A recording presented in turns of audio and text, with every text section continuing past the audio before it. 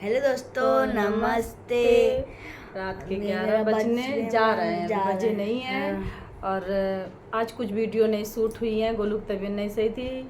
लेकिन आज मैं आपको एक ऐसी बात बताने जा रही हूँ जो मेरे साथ घटित हुई थी। तो जैसे आप लोग कमेंट करते हो ना, मनोना धाम जाओ, बागेश्वर धाम जाओ, यहाँ पे जाओ, वहाँ पे जाओ, बुटाटी धाम जाओ। हाँ बुटा। लेकिन ये धाम तो मुझे सही लगते हैं कि जैसे सभी लोग इस धाम को मानते हैं। तो मैं अभी तो पढ़ाई चल रही, गोलू को जाऊंगी जब इसके पापा सब लोग पूरा एडजस्टमेंट कर लेंगे, क्योंकि काफ़ी लोग कमेंट कर रहे हैं कि ये जाओ। तो देखते हैं एक बार जाके। लेकिन जो दोस्तों मेरे साथ घटना घटी थी जब मैं दिल्ली एम्स गई थी, इसलिए सब मेरे बाबा आवा जितने लोग हैं ना, विश्वास हट गया। एक पवन कुमार बेटे ने कहा, आंटी जी आप किसी बाबा के चक्कर में ना जाओ। तो उस बच्चे ने सही कहा है, किसी बाबा के चक्कर, जो अपने कर्म में दोष लिखे रहते हैं ना, उसी को भुगतना पड़ेगा। तो मैं आपको एक बात बताने जा रही हूँ। जब मैं लखनऊ में मुझे जवाब दे दिया था गोलू के लिए, तो मैं दिल्ली गई थी एम्स। जब एम्स गई थी तो वहाँ पे जब एम्स में दिखाया तो उन्होंने, एम्स के डॉक्टर ने कहा कि आपको फिर से जांचें करानी पड़ेंगी। तो मैंने कहा करा लेंगे। तो बोले कि कैसे यहीं पे कराओगी, तो आपको लंबे समय फिर से अपॉइंटमेंट लेना पड़ेगा और पता नहीं कब हो अगर आपको ट्रीटमेंट कराना तो। लेकिन मुझे ये लगता था ना, लंबे समय खींचेगा तो गोलू की और लेट होगी। तो इसके बाद गोलू को ये सब 3 महीने तक हो चुका था, 3 महीने का से दौड़ ही रहे थे। तब मैं तीसरे महीने दिल्ली गई थी। तो इसके बाद वहाँ पे जब प्राइवेट आप करा लोगे, तो मैंने सोचा कि अब कराना ही पड़ेगा मैडम। तो उन्होंने फोकस लैब एक है दिल्ली में, तो वहाँ के लिए लिख दिया। बोले और कहीं मत कराइएगा, और कहीं का कराओगी तो मुझे नहीं, मतलब क्लियर नहीं पता चलेगा, क्योंकि सब लोग उल्टा सीधा दे देते रिपोर्ट। तो फिर मैं फोकस लैब में गई, वहाँ बात की जाके। मेरी दीदी और जीजा रहते हैं दिल्ली में, तो जीजा जी मेरे साथ गए थे। मुझे यहाँ पे इसके पापा ने, मैं अपने बिल्लौर स्टेशन से जाती है ना, बिल्लौर से जाती है हमारी बस दिल्ली के लिए, तो वहाँ पे बैठाल दिया था। क्योंकि घर में ये इसके भैया लोग भी छोटे थे, ज़्यादा बड़े नहीं थे। और मेरे पिताजी की, ससुर की उस टाइम तबीयत ख़राब हुई थी, दिमागी बुखार आ रहा था। तो इसलिए गोलू को मुझे अकेले ही लेके दौड़ना पड़ रहा था। तो इसके बाद जब मुझे बैठाल दिया बस में, तो मैं दिल्ली आनंद विहार में उतर गई थी। वहीं से मुझे जीजा जी ने ले लिया था। तो ऐसे मैं दिल्ली पहुंच गई थी। फिर जीजा जी के यहाँ, जीजा जी के बुआ का लड़का रहता था, गुड्डू भैया है मेरे वहीं पे। तो वो फिर जाके वो मैडम की गाड़ी चलाते थे, स्कूल की मैडम थी। तो उनको छोड़ के फिर मेरा एडजस्टमेंट करा देता था, जैसे भी जहाँ जाना होता था। लाइट चली गई, अभी रोक दो। क्या हो रहा है? लाइट चली गई दोस्तों, अभी थोड़ी देर बाद में बात करेंगे। तो लाइट आ गई, अभी लाइट आ गई है। थोड़ा सा गलत हो गया होगा, लेकिन अब क्या करें, ठीक है। तो लाइट चली गई। तो फिर इसके बाद गुड्डू भैया आ गए और मुझे ले गए वहाँ पे। तो जब फोकस लैब में जब मैंने पैसा जमा कर दिया, तो वहाँ पे पता क्या दोस्तों बोले कि यहाँ पे 48,000 रुपये तक पड़ेंगे। तो मैंने कहा बहुत महंगा, ये तो मैडम ने ऐसे कहे थे 30-32। तो आप डिस्काउंट होगा ना, 10% अभी कटेगा। तो हमने कहा कि ठीक है। तो फिर वहाँ पे पता चला मेरे 37,000 रुपये पड़ेंगे, काउंटर में बोले। फिर इसके बाद फिर भी मैं सोच विचार गुड्डू भैया के साथ करने लगी। हमने कहा भैया बहुत पैसे नहीं ले रहे हैं, हमारे वहाँ तो 18,000 में हो गई थी गोलू की एमआरआई। तो बोलते हैं अच्छा चलो। फिर बात है, चौकीदार एक जो बैठते हैं ना गेट पे, वो अपने आप उठ के आया, कहता कि कम हो जाएंगे, आप लोग परेशान ना हो। लेकिन ये बात मुझे बाद में पता चली कि सब मिलजुल के लोग रहते हैं।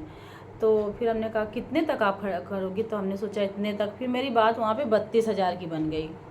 पता नहीं क्या क्या जाँचें थी भैया, वो डॉक्टर जाने और काउंटर वाले लोग जाने। 32,000 की जाँचें थी वहाँ। मैंने 32,000 रुपये सब जमा कर दिए। मेरे पास रुपए बचे 18,000 रुपये। मैं 50,000 रुपये इसके पापा ने दिए थे। तो इसके बाद फिर मैं 32,000 वहाँ पे जमा करके आ गए। उसके दूसरे तीसरे दिन मुझे रिपोर्ट मिल गई। फिर बेचारे गुड्डू भैया बहुत मदद करते रहे, वो ले गए। इसके बाद रिपोर्ट में देखा गया, मैडम ने बोला एक तो बहुत देर में नंबर आता, आप लोग अगर जो दिल्ली एम्स गए होंगे ना, तो जान गए होंगे कितने चक्कर काटने पड़ते हैं। फिर इसके बाद वहाँ पे गए तो उन्होंने कहा अब इसमें कुछ नहीं है, खाली जो इसकी बीमारी थी GVS नाम की, वो तो अब इस टाइम मतलब ही निगेटिव है। और आप- जब दोस्तों पता, जब मैं उसके अंदर गया था तो मेरे को डर लगने लगा था। वो लोग बहुत गंदे थे, बाहर नहीं निकालने दे रहे थे। हाँ, मैंने वो कहा मशीन के अंदर नहीं ले जाते हैं, पूरे हाँ। सारी एक एक बॉडी के पार्ट से चेक हुए थे। ऐसे लगता है इसे मुक्का को तोड़ देते। हाँ। तो फिर उन्होंने कहा कि इसको खाली फिजियोथेरेपी कराओ जाके। फिर कोई बात नहीं, फिर वही समय मुझे आंसू भी आ गए। गुड्डू भैया ने बहुत समझाया कि रो ना बिटानी, कुछ नहीं होगा। मुझे प्यार से सब बिटानी भी बोलते हैं मेरे मैके में। फिर अच्छा, फिर वहाँ से चले, भैया को वहाँ मैडम को उठाना था, तो उन्होंने कहा मैं राजू चौक में तुम्हें छोड़ दे रहा हूँ और वहाँ से चले जाना। हमने कहा चले, 2-3 बार गए तो जानने लगे थे। हमने कहा ठीक है। फिर सेक्टर 8 में उतरना होता था, दीदी सेक्टर 8 के आगे रहती थी, तो फिर सेक्टर 8 में उतरना होता था। वो तो मेट्रो चलती हैं। तो मुझे राजू चौक में एक मतलब आदमी मिला, जेंट्स था। तो बोले कि ऐसी वो मुझसे बात किया कि जैसे लग रहा कि बिल्कुल समझ ही नहीं पाए कि 420 समझो या टिक्की बात समझो। तो उन्होंने कह दिया कि ये इसको क्या हुआ है। तो हम कम बता पाए, वो पहले से सारी बातें बताने लगा। तो मुझे लगा कि सही, क्योंकि कह रहा था मेरे भाई के लड़के को ये बीमारी हुई थी जैसे आप है। तो हमने कहा कि भैया लखनऊ दिखा चुके, अपने कानपुर में दिखाया, लखनऊ दिखाया, दिल्ली दिखाने आए, कुछ दिल्ली में भी जवाब आज दे दिया है। बोले ऐसे ही जवाब देते रहेंगे, हमारे भाई के लड़के को हुआ था, खाली एक तेल की मालिश करना पड़ता है, सही हो जाता है। देखो उस टाइम ऐसा लग रहा था ना कि कुछ भी हो, मेरा बाबू गोलू ठीक हो जाए। क्योंकि भाई देखो ये जन्म से तो था नहीं, चलता फिरता था, तो अचानक ये हुआ था।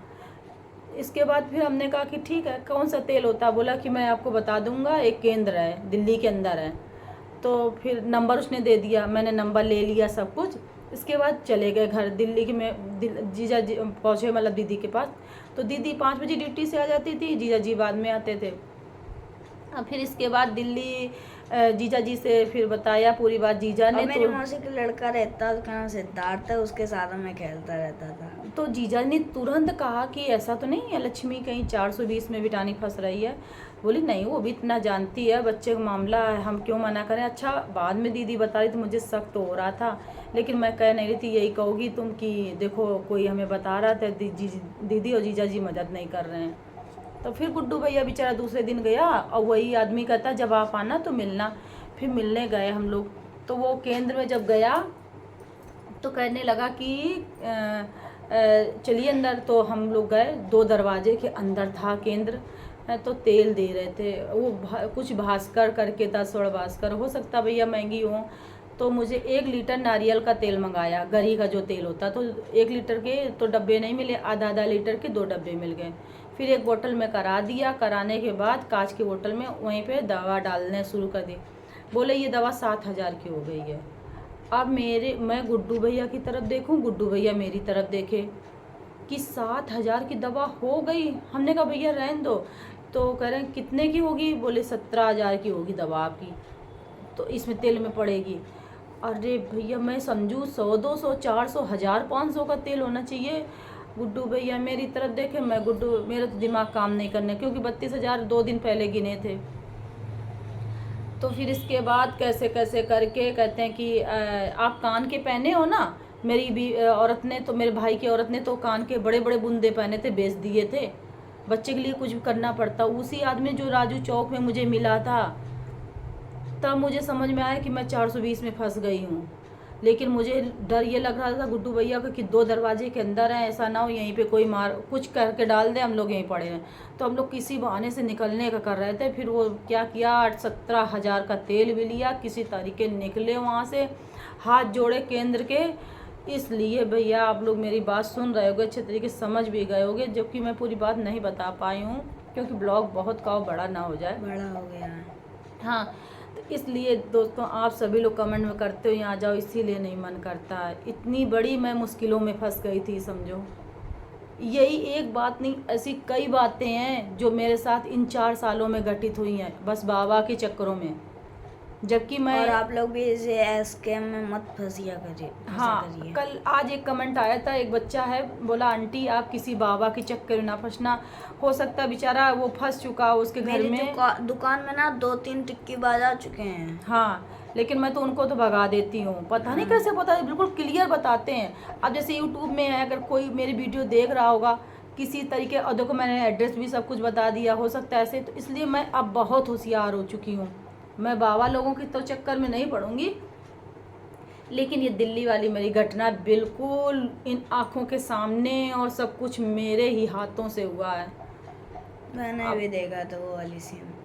तब तो ये 5 साल का था, लेकिन मेरे साथ गुड्डू भैया थे उस टाइम, तो ये लग रहा था कि इसी दरवाजे के अंदर कुछ भी ये लोग करके डाल दें, हम लोग यहीं पड़े रहेंगे। इसलिए मैं बाबा के चक्कर में अब नहीं पड़ूंगी। और रही बात बिटाटी धाम की, मनोना धाम की, तो मैं वहाँ जाके देख लूँगी, लेकिन मैं ज़्यादा नहीं पढ़ूँगी प्लीज़ दोस्तों। तो अब जो इस बीमारी से गुजर रहा ना, वो जानते हैं कि इसमें कुछ नहीं, खाली फिजियोथेरेपी कराओ, इसको देखो, देख करो, यही करो। अब तो भगवान के सामने तो भगवान मेरा छोटा सा मंदिर रखा है, ये देखिए, वही दिखा रहा हूँ, ये देखिए दोस्तों। हाँ, इन्हीं दोस्त मतलब मंदिर का ही मैं वो करती हूँ कि जो कुछ होगा, जैसे उन्होंने किया है वही अब जाने।